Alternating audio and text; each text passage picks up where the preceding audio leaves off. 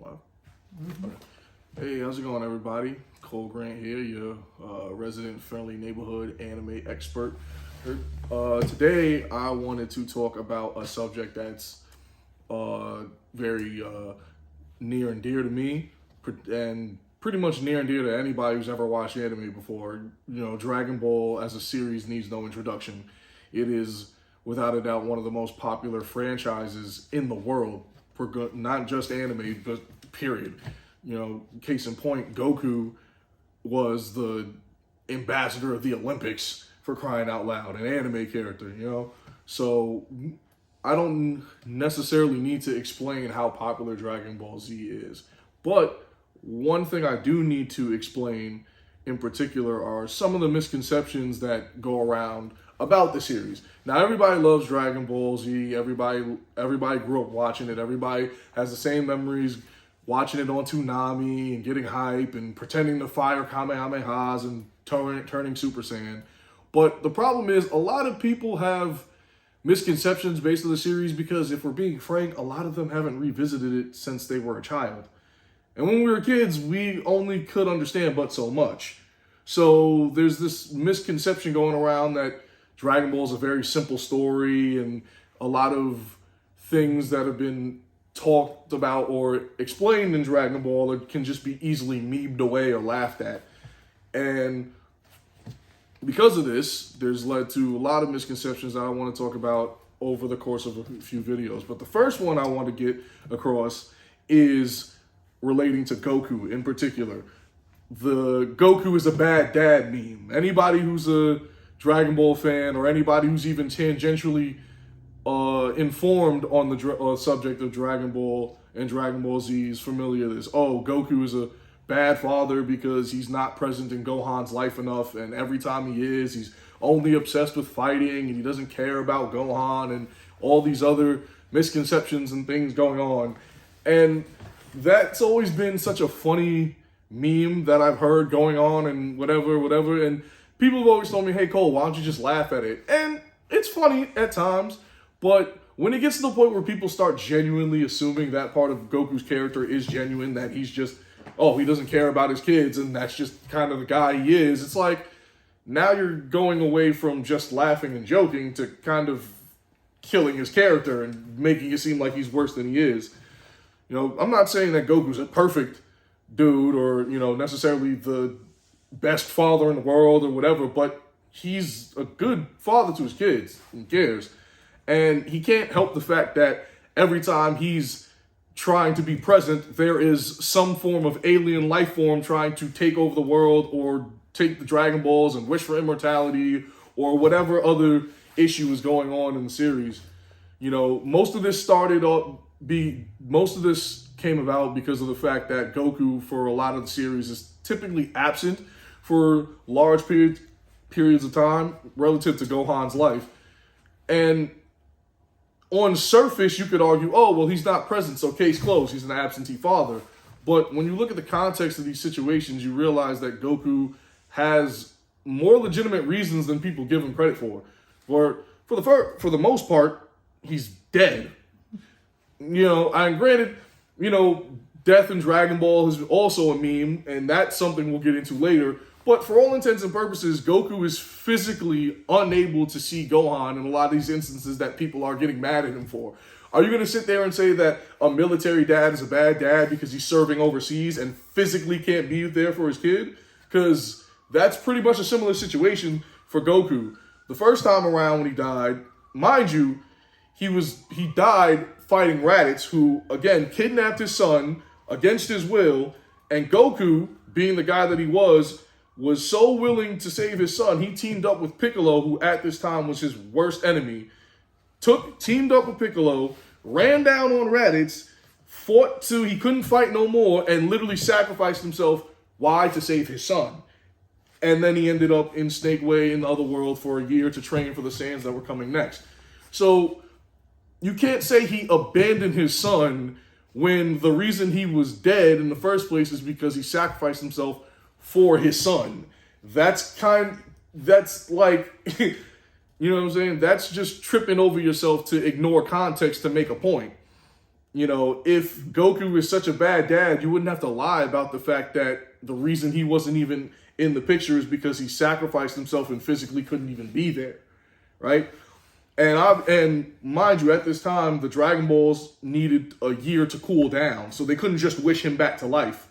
So he made the most of that year. He made the most of that year by training with King Kai to learn the Spirit Bomb, the Kaioken, all the techniques he would need for when he came back to defeat the Saiyans, who were also coming in a year's time, right? So throughout this whole endeavor, this whole situation, the beginning of this meme already starts with a misconception of Goku not being there for Gohan, right? Which then, of course, leads to Piccolo, aka everybody's favorite stepdad, right? Piccolo comes in and he trains Gohan and they grow a relationship and everything, and he becomes the quote-unquote father that Gohan never had, right? That's the running gag, the running meme. The only problem is Piccolo wasn't there to be his father. He was there to use him as a weapon because Gohan had hidden power potential and the Saiyans were coming in a year and they needed ammo to beat him. That's all Gohan was to Piccolo, a weapon to be used. You can see that in the 3 times where Piccolo literally threatens Gohan to play ball, otherwise he's going to leave him there for dead or kill him himself. Not the most fatherly of advice, even for the most toughest of fathers. Right? He abandons Gohan for 6 months, tells him try to survive on your own, and then after 6 months of leaving Gohan to fend for himself, then decides he's worth training him. And this is what people say is affectionate fathering, just because he's there. So right off the bat, we have this whole Piccolo versus Goku dichotomy that's going on between who is Gohan's real father, right? Now, it is true that over time, Piccolo eventually learned to care for Gohan. But again, we're ignoring the context of what was going on to make a point. We're ignoring the fact that Piccolo abandoned Gohan, neglected Gohan, scared the hell out of Gohan, and threatened to kill Gohan, and then went to the end where it's like, oh yeah, they love each other now, so everything's all good. Meanwhile, Goku's only dead because he sacrificed himself to save his son, and that gets completely written out of the narrative to go, oh, Goku abandoned his son for a year. It's kind of crazy, right?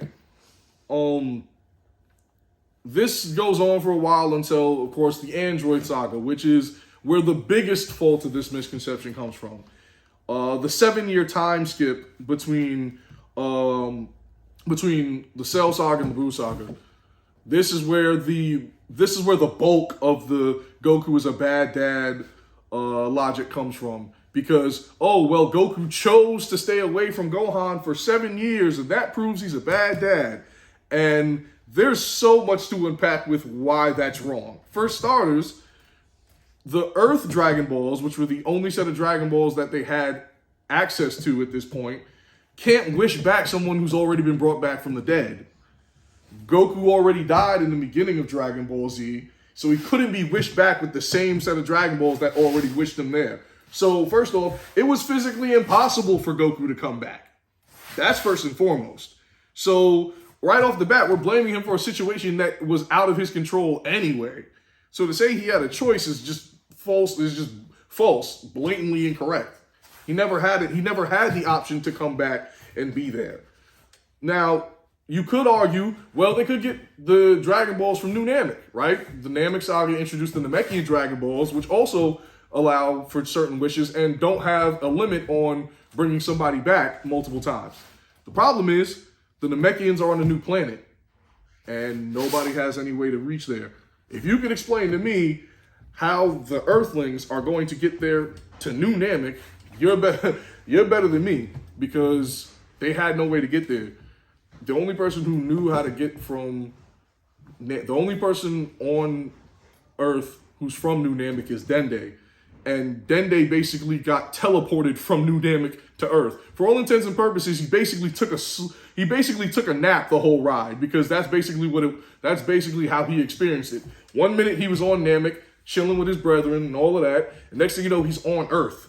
There's no way he could explain that trip to anybody. So he has no idea, and he's the only person from New Namek.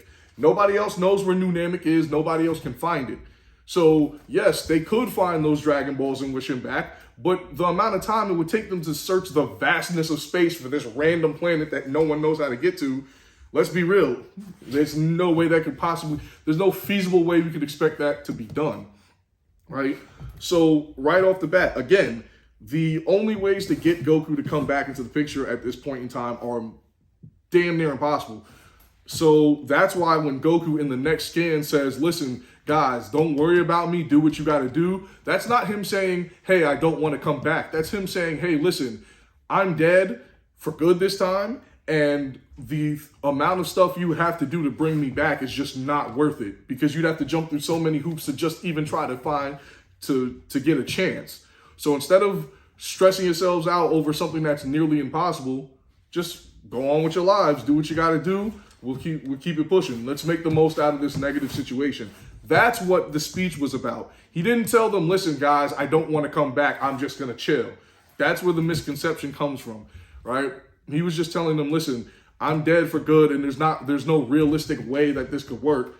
And even if it does work, the bad guys are going to come after me again anyway. So let's just chill out. Everybody, let's move on from the situation, do what we have to do, right? Gohan has no ill will because he knew what his father had to do. Nobody else had any ill will towards Goku because they knew the decision he had to make.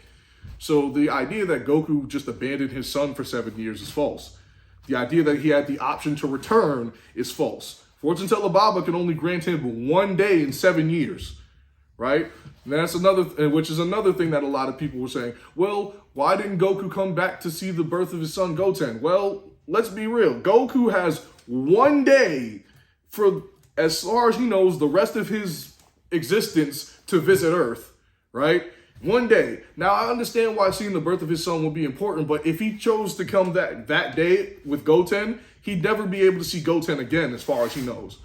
So what would be the point of him coming back for 1 day to see his son if his son would never, ever, ever remember it? Ever, right?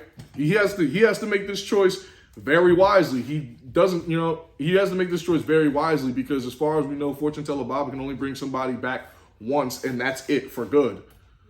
So if he has to make this decision, then it would make sense to do it when Goten is grown up a little bit. Hence why he comes back during the Majin Buu arc.